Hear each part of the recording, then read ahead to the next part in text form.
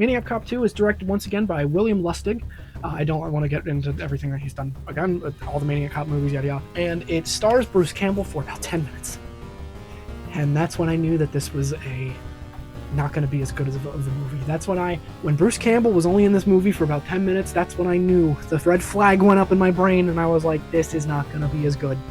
Robert Zadar's still there, but this isn't going to be as good. Bruce Campbell is murdered within the first 10 minutes because Matt Cordell's got to wrap up some loose ends, and he gets a fucking knife stabbed through the back of his neck, out the front, and that's it. That's the end of Bruce Campbell. He did not make it all the way through Maniac Cop 1 just to die within the first 10 minutes. You're kidding me!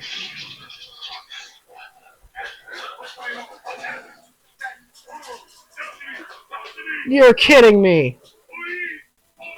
The biggest, I don't want to say biggest crime, because I don't have anything against him at all, but the biggest crime this movie commits is thinking that Robert Davi is a okay substitute for Bruce Campbell. Robert Davi is fine. He's not Bruce Campbell.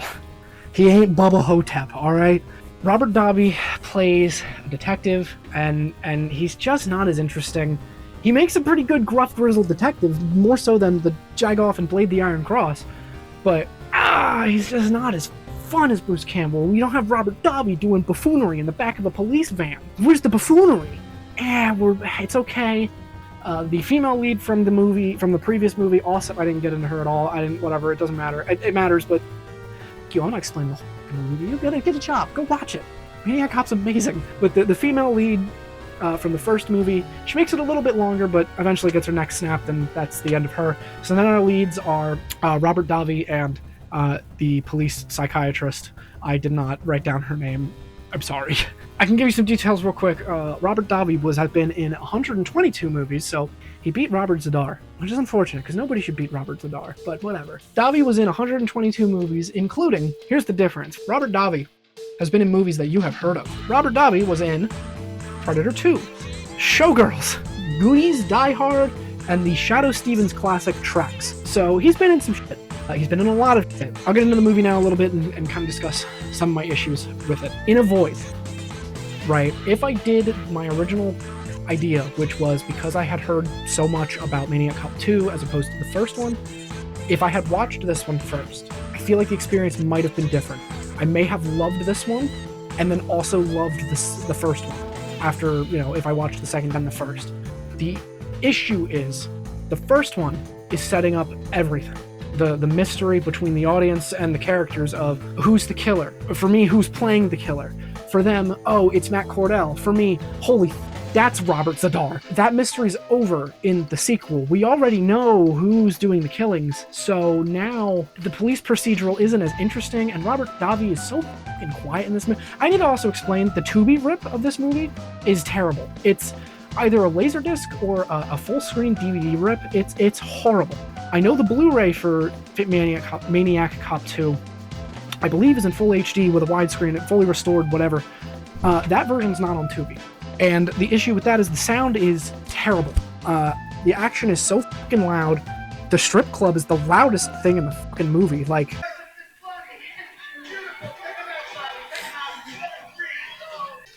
crazy that the strip club has been the loudest thing in the movie. I couldn't believe how loud that shit was. And then whenever Robert Davi talks, he's like down here, and I can't hear what he says. And then I gotta turn my TV up. I gotta turn my TV up just a little bit so that I can finally hear him. And then once I can finally hear him, oh my god, I'm gonna turn the TV back down. And it's the most. Sound mixing in movies is one of my biggest pet peeves in the world because they never do it right. That's besides the point. The movie's also on Amazon Prime, and I was debating swapping to see if the Amazon Prime version is better. But no, I'm committed to Tubiween. So if it's on Tubi, I'm watching the Tubi version, god damn it. So I watched that version. That might have also been a hindrance because we get some scenes from the first movie. The sequel opens up with the final scene of the first movie. And it's much darker, much shittier looking, all in 4:3. Less interesting to look at, honestly. And then later in the movie, we get the...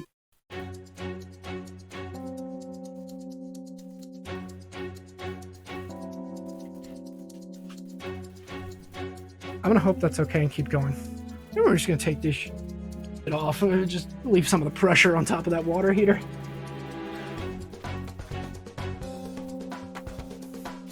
The water here is making noises, and I don't like it, so I stepped away.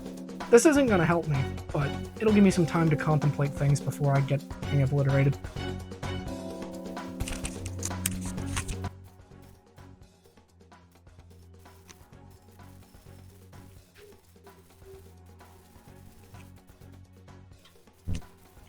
I don't know if you can hear what it's doing, but I'm scared shitless.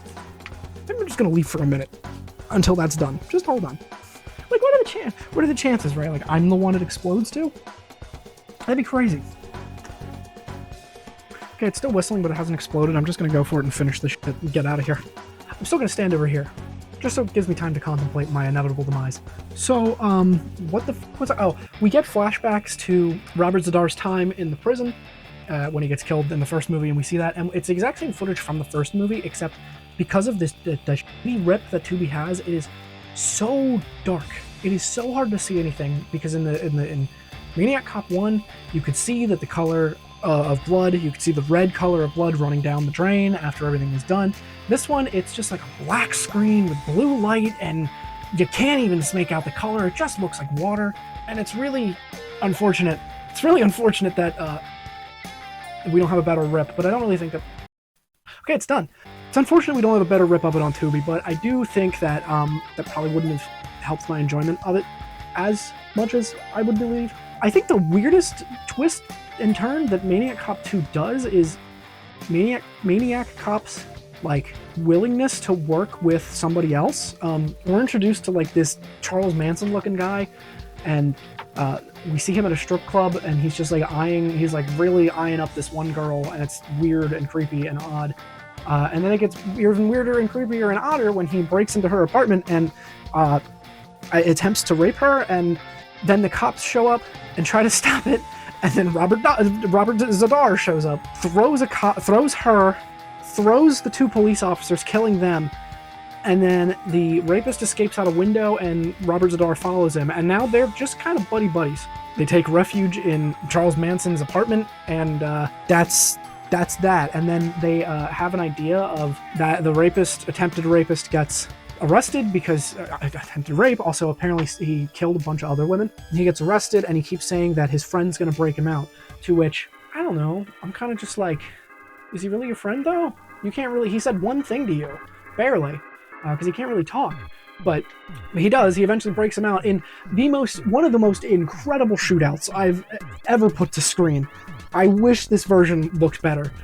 When Maniac Cop shows up in that shooting range, because he's invincible for some reason, he's in the range, downrange, where the bullets are flying at him, and he just blows away everybody, and it's like RoboCop squids. Like, there's blood flying everywhere, and it's incredible. Oh! Oh! Whoa! Whoa!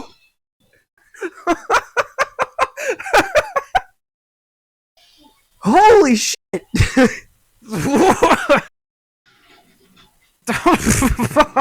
God damn, his face is all fucked up in this one.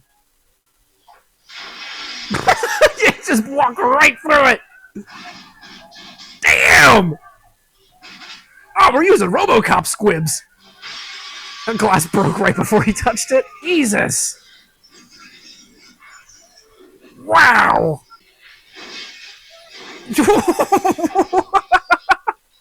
And then when he walks out and is just walking through the police station, breaking glass by just walking into it, not even like shooting it first, just walking into it. Sometimes the glass breaks before he gets to touch it. I did notice that a couple times. And he picks up that one guy and throws him through like 4 office cubicles. Incredible. One of the best scenes in the movie. And then, yes, he gets down to the holding cells, lets his friend go and another guy, and their plan is now to break into the prison Sing Sing where Robert Zadar was murdered and break out other people, basically build up a militia to go and fight the politicians and everyone else that did Matt Cordell, Robert Zadar wrong. The way this movie ends is Robert Zadar makes it there, and I want to say it's the commissioner, but I could be wrong. One of the people in charge of getting Matt Cordell pulled away says over the loudspeaker, "Your case has been reopened. All the charges put against you have been dismissed. You're a free man," basically, just to try to get him out of there and maybe take him quietly, because hopefully, I think their thought process is like, well, he just wants revenge for what you people did. If you guys atone for it, then there's a chance that he might just go willingly then. So that's their plan, and it does stop him. He completely abandons the friends. The rapist gets set on fire, and that's another big thing to point out. The final, like, 5 minutes of this movie, like the climax, Robert Z'Dar, I'm assuming a stunt double, but in my head I'm going to say it's Robert Z'Dar because he just seems like that kind of guy that was like, yeah, or maybe he wasn't, I don't know. Most movies I'd see him in, he's in it for like 5 minutes, like he seems like he just was paid to show up and then left, so I don't know. But Maniac Cop is on fire for like 5 minutes. It's like the longest I've ever seen anybody on film on fire, and it is so impressive because not only is he on fire, he's walking through the prison and just like grabbing people and throwing them, lighting them on fire too. He tackles a dude through a cinder block wall, and I think he tackles the rapist through a cinder block wall, falls on a bus and fucking explodes. It is masterfully done. That was impressive, and all of my qualms about this movie don't apply to that at all, because that was amazing. The movie ends and he's getting buried, and it all seems well. Robert Davi throws the badge down onto the casket, and then they leave. And a hand comes out of the casket, grabs the badge, pulls it back in, leading us into Maniac Cop 3. And I want to say the way that it's grabbed is very funny, because it's not like it's like and it's like, it was very quick.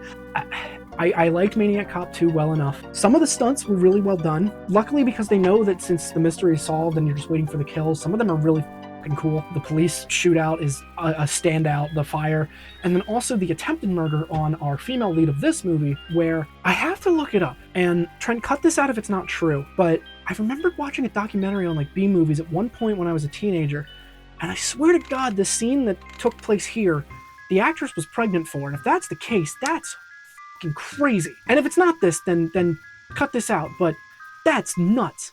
I'm gonna find that out. But anywho, the female lead of this movie is with the female lead of the last movie right before she dies, and Robert Z'Dar takes a handcuff to her, handcuffs her to a steering wheel, throws the car in neutral, and just rolls that bitch down a hill. So now she's outside the car, handcuffed to the wheel, having to like run alongside the car, get drugged by it, desperately trying to climb in and stop the car. That was exhilarating to watch. That was like, I was back in it. Like, if I was kind of teetering off a little bit, I was back in, because that was amazing. I've never seen something like that attempted before and since. Why do I get the feeling I've seen a documentary talking about this scene, and she was like pregnant during this or something? I could be wrong. That's something I'm gonna have to look up later. Oh my God! How is she? Jesus, this is horrible.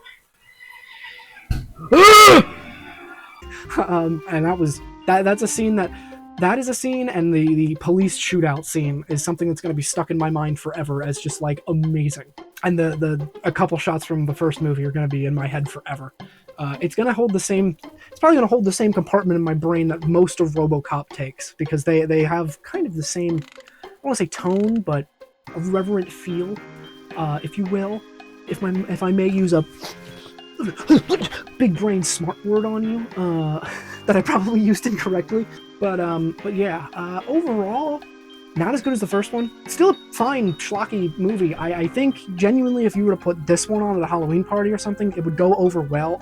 It would go over better than the first one. The first one's a lot of, albeit interesting plot happening, but it is a lot of talking, a lot of just kind of like police procedural stuff. The second one doesn't have as much, and I think that would make it go over at like a Halloween party more. It also has like way more nudity, so there's that. If you have friends who are just gonna freak the fuck out about a tit or two. But I think that this movie probably would be better with an audience than the first one. But overall, pretty big downgrade from the first one, I'm gonna say it. Not having Bruce Campbell in it is like a huge detractor. That's like a net negative to not put Bruce Campbell back in it. Ugh. That's replace him with the Davi. That's crazy. That's criminal. That feels like we were robbed. It is what it is. Overall, I'm gonna give Maniac Cop 2 a 3 out of 5. I thought this was fine. It was a fine sequel. It feels like a sequel where they were trying to go bigger and not necessarily better, but it was fine. Last thing to mention, because I forgot, Not distributed by Troma this time. It's distributed by something else that I've never heard of. It probably distributed this movie and maybe the third one and then went defunct. So, but yeah, that's it. 3 out of 5. Pretty good. Pretty okay. It's alright. It is nowhere near in the same ballpark or league as the first movie. That is an immaculate. That's a classic. But yeah, tune in tomorrow where I might watch Maniac Cop 3. I don't know yet. I haven't decided. I've recorded all of these in a batch, if you couldn't tell by the shirt and the fit. Alright, bye. What? Oh, he's throwing it in neutral? Oh my god! That's horrible! Get that bitch! Cut that cop! You're kidding!